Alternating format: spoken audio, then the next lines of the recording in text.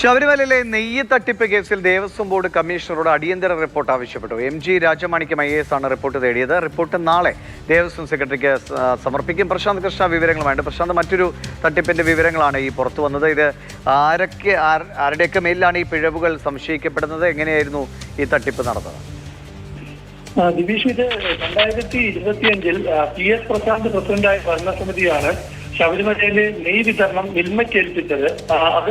ആ മണ്ഡലകാലത്തിലാണ് ഈ നെയ്യിലെ തട്ടിപ്പ് കണ്ടെത്തിയത്. അതായത് വ്യാജ നെയ്യാണ് അവിടെ എത്തിയത് എന്ന കണ്ടെത്തലാണ് മിൽമ നടത്തിയത്. അപ്പോൾ ഈ വിഷയത്തിൽ ഇന്നിപ്പോൾ ദേവസ്വം ബോർഡിനെ പഠിച്ച് മന്ത്രി K മുരളീധരൻ രംഗത്തെത്തിയിരുന്നു. മാത്രമല്ല, നെയ്യ് മിൽമയ്ക്ക് മാത്രമല്ല വാങ്ങിയവർക്ക് ഉത്തരവാദിത്വമുണ്ടെന്നാണ് മന്ത്രി നിർദ്ദേശിച്ചത്.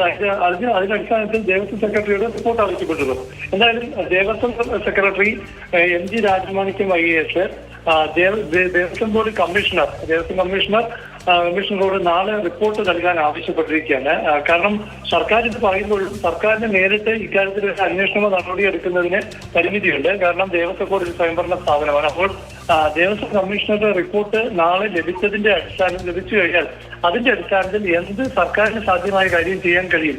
അതിന് സർക്കാരിന് ഹൈക്കോടതിയിൽ ചില നിലപാടുകൾ സ്വീകരിക്കാൻ സാധിക്കും. ഇത് മാത്രമല്ല, മിൽമയുടെ ഭാഗത്താണോ അതോ ദേവസ്വം ബോർഡിന്റെ ഭാഗത്ത് നിന്ന് എന്തെല്ലാം വീഴ്ചകൾ സംഭവിച്ചിട്ടുണ്ട്. കാരണം ഇത് സ്വീകരിക്കുന്ന ദേവസ്വം ബോർഡാണ്. അവർ പരിശോധിച്ച് തന്നെയാണോ ഇത് സ്വീകരിച്ചത്?